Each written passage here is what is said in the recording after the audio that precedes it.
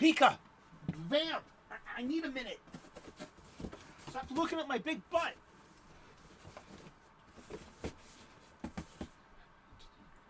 You go. Oh, gee. Here we go. Hi. Welcome back once again. It is time for the Comics Coffee Table. It's time for more coffee, too. Let's put it that way. But I got a fresh cuppa, and it's 3 p.m. U.S. Eastern, and we daily talk about comic books. This is the Geeky Chill Stream, and you're welcome to be part of it. 3 p.m. U.S. Eastern daily. Subscribe. Turn on those notifications. Ring that bell. Hit that like button. You know, be part of the live chat premiere conversation. It's really fun. I try to make it as much as I can. And a lot of you do too. And it's good to see you all out here. And it's good to see new voices and people out there. Thank you so much for dropping in. Hope you enjoy your stay. We assemble here at our Comics Coffee Table. We leave the real world over there for a few minutes. We pull up a chair. We grab a cuppa, whatever it is. We're shoving under our noses here today, Pally. Sizzle chest, chowder head, snapper head. Whomever you are, wherever you are, however you identify in the grand spectrum of humanity. Pre-recorded, live before a studio audience of my stuffed animals. From our Boston studios. Enthusiastically. I hope you are clobbering your problems and that you're not being clobbered by them. Thank you so very much. We're taking a break. The coffee table was where my friends and I would congregate. We would hang out, shoot the breeze, and there would always be a stack of books.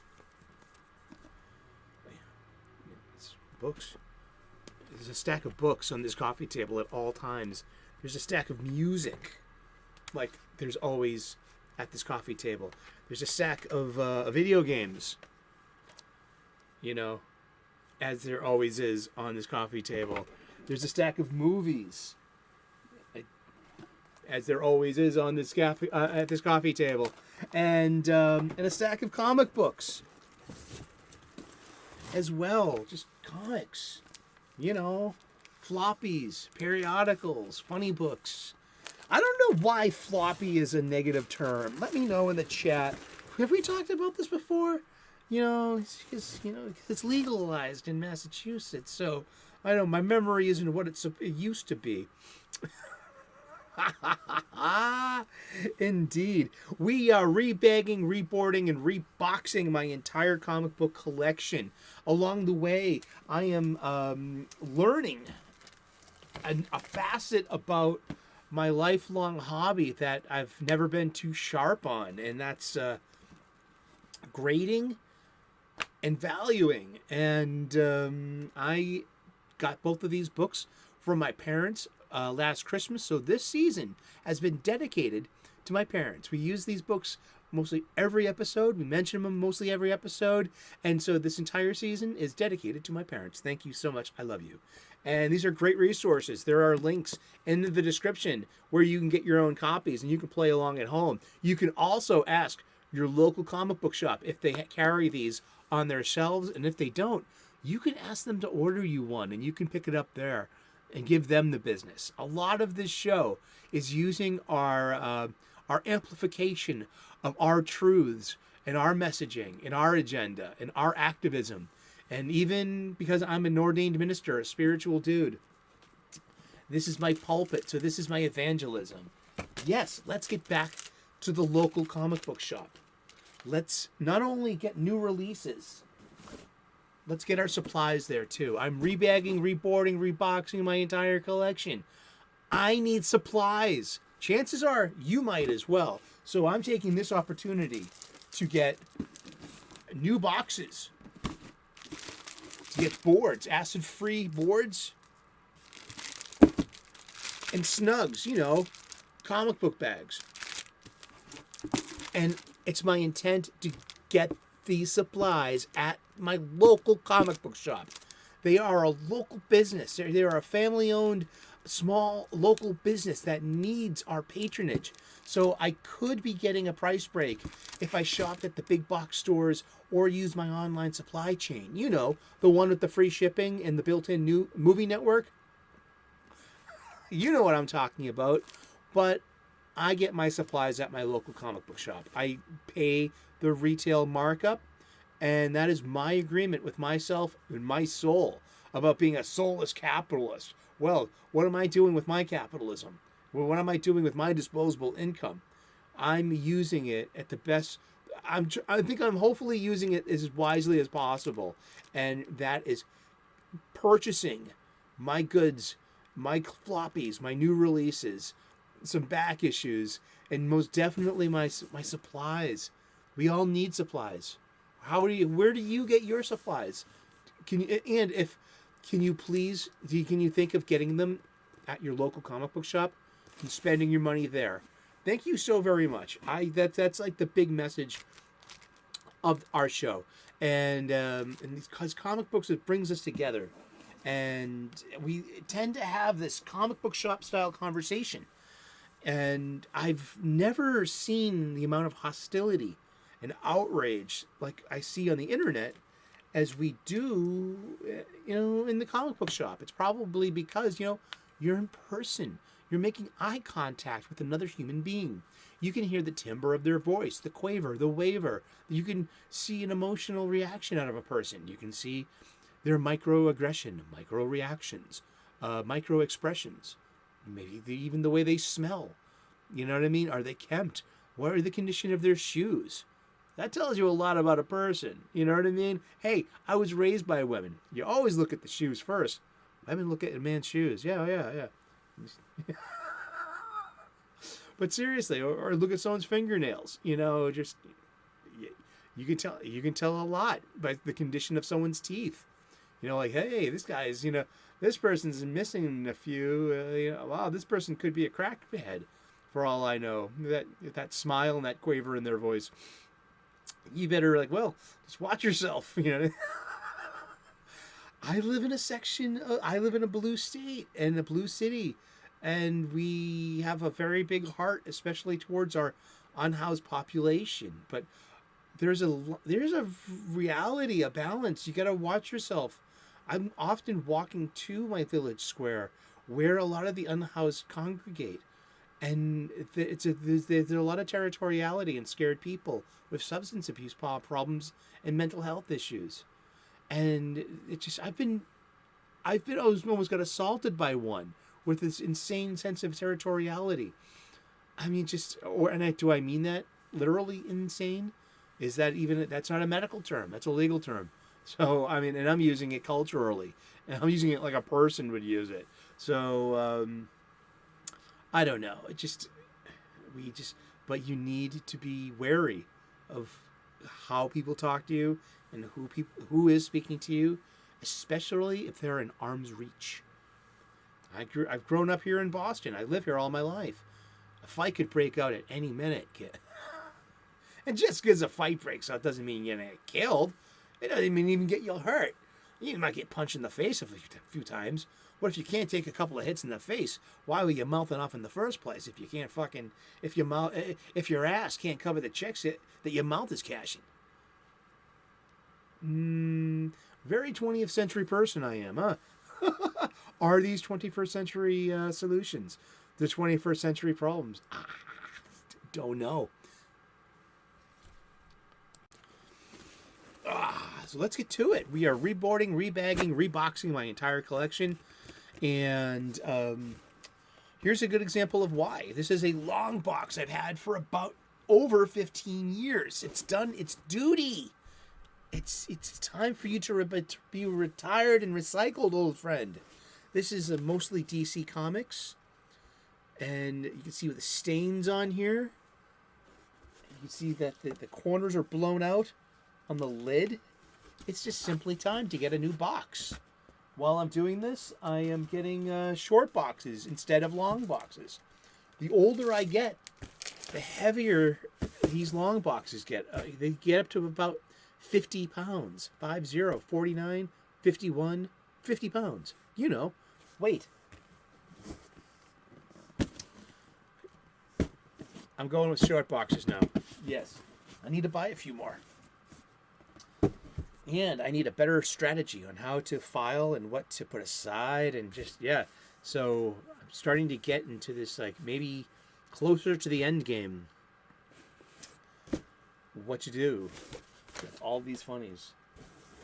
Well, what to do with? Well, let's box, let's board, let's bag. We're just making some headway. We're going back to the...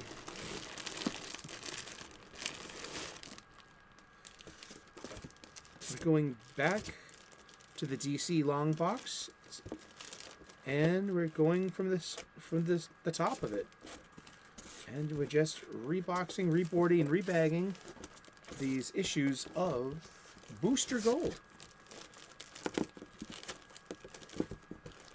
The first 12 issues we got here, which have been collected into a trade paperback and are part of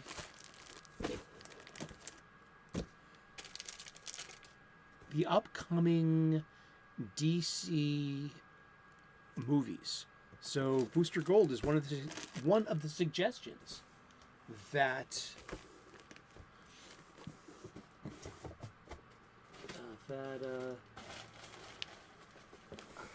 James Gunn is making.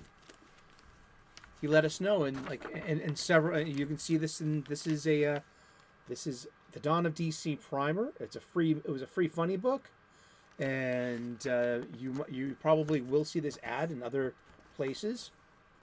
The DC Essential Graphic Novels for 2023. There will be an adaptation of Batman and Son, and Booster Gold 52 pickup is part of this. And we have it in our hands. Booster Gold premiered. Who is Booster Gold? Well, we kind of got into him. His name's, John Michael Carter, and let's just double check that.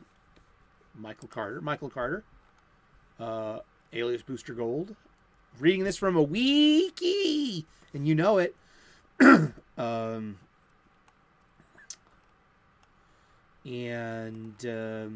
He's from the future, and his home is in our present.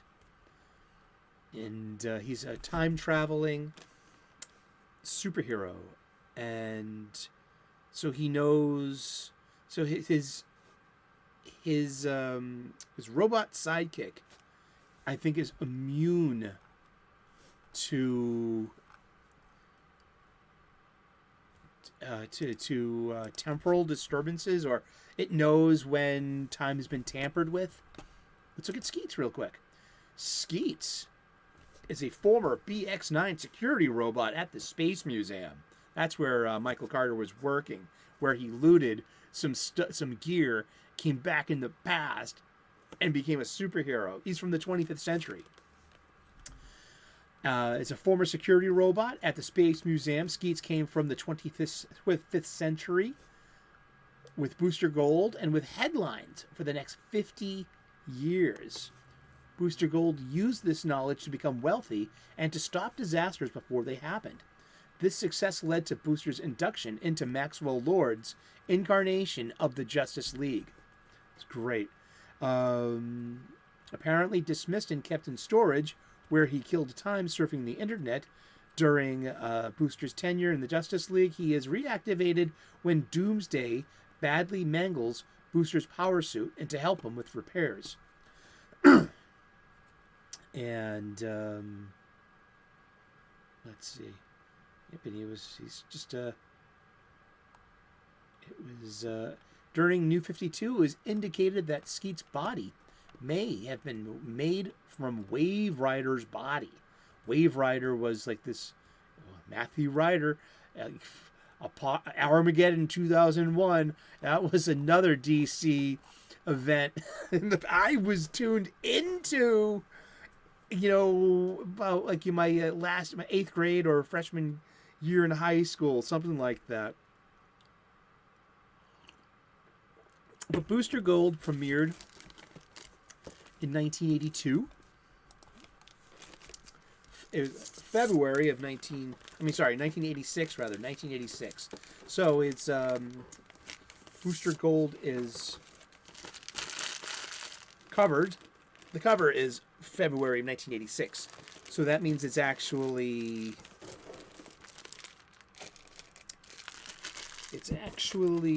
December of 1985.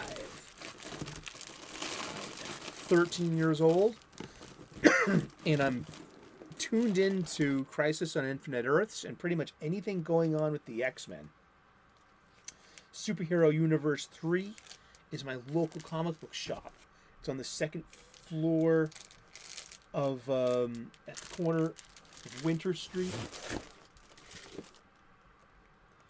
Holy spine roll, Batman. All of those unboarded issues just got their backs crushed. And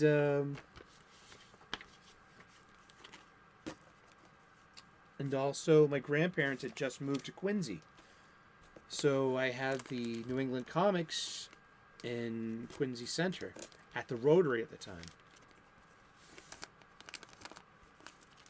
Booster Gold was created by Dan Jurgens, who wrote and drew it. It's true. This writer was Dan Jurgens, penciler was Dan Jurgens, inker was Mike DiCarlo. And so we have Dan Jurgens returning to his creation, Booster Gold. He'll write this a few episodes. He'll write a lot of this too. And after Jeff Johns and Jeff Katz leave in after issue 12. So I was shamelessly following a writer and not the character.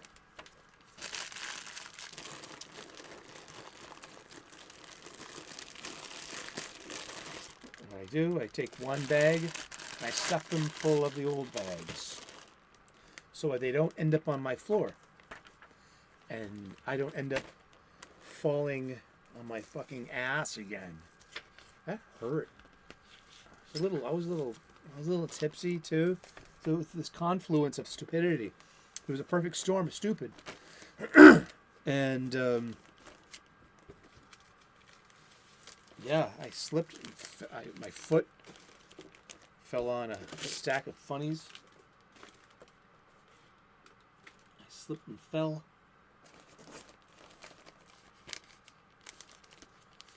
And I landed on my rumpus. And I thank goodness that I took a lot of karate. I took enough karate as a young person that I learned the most important lesson in karate. In karate, the most important lesson is learning how to fall correctly, lest you'll get hurt. Shit, I tried Aikido for a whole year. I love Aikido. Finally, something that suited my spirituality and my purpose in life. It really was awakening. Aikido had a lot to do with my spiritual awakening. And I tried, and I just couldn't hang. I couldn't do it. I had to do this thing called front rolls and back rolls across the mat of the dojo. I got sick every time. I don't like motion rides either. I don't like roller coasters, and it's not my thing. So I had to quit Aikido. But the most important thing in Aikido they'll teach is learning how to fall. It's how you learn the technique. A lot of judo-based grips and throws, and using the other person's momentum against. You know who's big into Aikido? You know who's a master of Aikido? Dick Grayson. You know, the Eskrima sticks aren't part of Aikido. But Aikido is the foundation of Dick Grayson's Budo, his martial arts. That's where he goes, and that's what makes him like this peaceful warrior. That's one of the reasons. One of the many reasons I've always gravitated towards Richard Grayson, the first Robin, Nightwing. We should be looking at more of these. Because remember, Blue Beetle got murdered in Countdown to Infinite Crisis. He was shot in the head by Maxwell Lord. We didn't even look at those covers. Look at these covers. We got Jonah Hex, so he's back in the Wild West, and we've got the Silver Age Kid Flash, and that's Barry Allen Flash, and that's Wally West Kid Flash, the originals.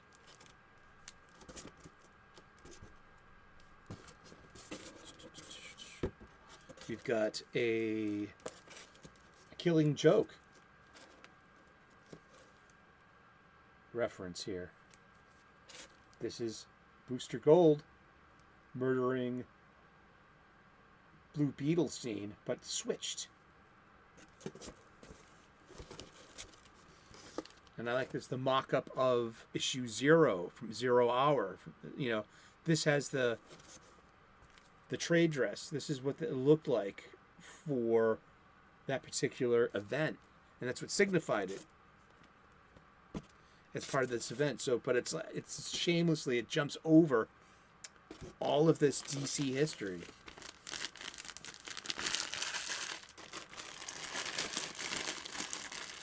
Old skins. All right. Did we get that one? Here's 8. Oh, we don't have an issue 8. We have an issue 0. I think that's it. Yeah. Issue 8 is issue 0.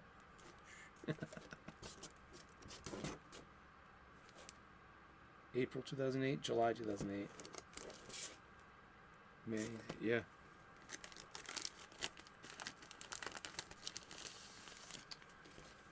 Go back. Hey, let's look at, we got Vampirates. Look at some of the ads. So this is what we do. We look at the ads. Ninja Gaiden for the Xbox 360. Let's see. But yeah, I remember, okay, because Booster Gold came out. It's got a cover date of February 1986. So that means it came out December of 1985. I just turned 13 years old, and I'm spending, you know, I get my funny books in 2 specific locations, 2 LCS. Not as much now with spinner racks. So the cover price of these DC comics are usually 75 cents. And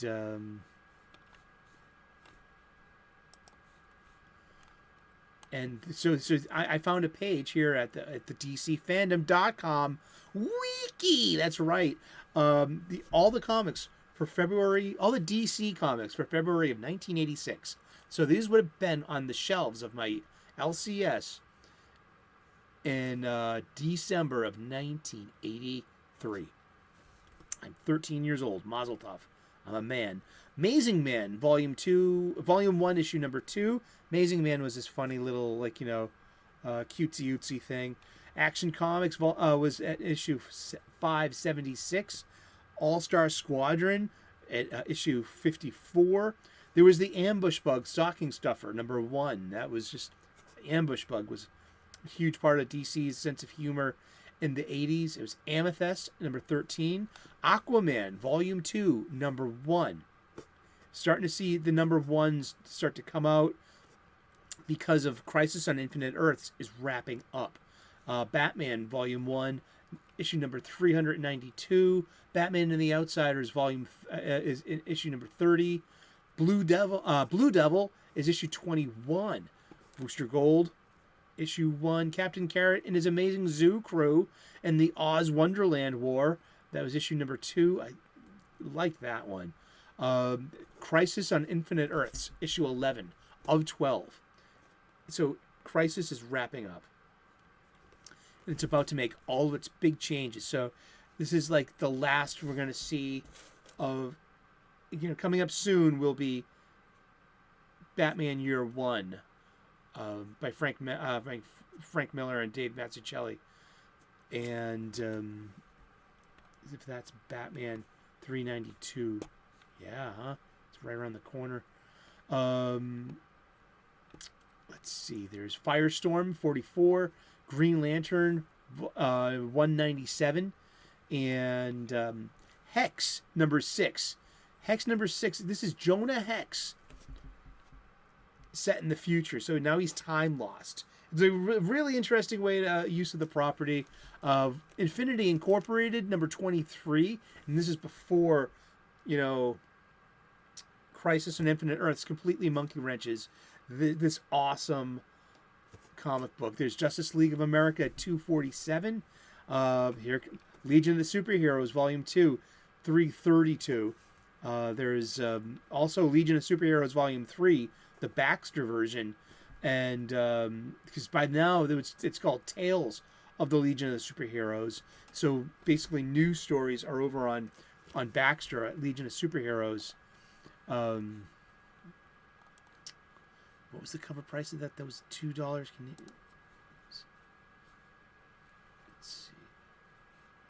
I'm trying to get a price on this. It clipped off the top of it. Okay, it was $1.50. That's right. So was Infinity Incorporated as well. That was like double the cost of your 75-cent monthly as well. Legionnaires 3, another Legion story going on. That was issue 20. That was issue 1. So Legionnaires 3 just premiered.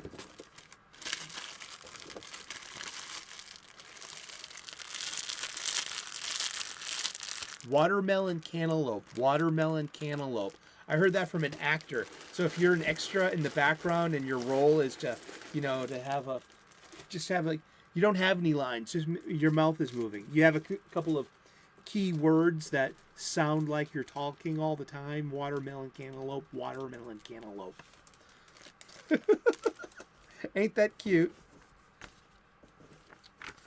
Issues 9 and 10. Yeah, that's guest starring the Justice League International. Yes.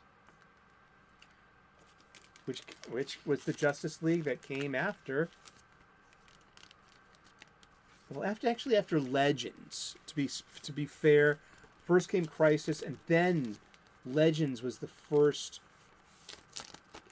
event that had like all the new ingredients, specifically Shazam, Captain Marvel being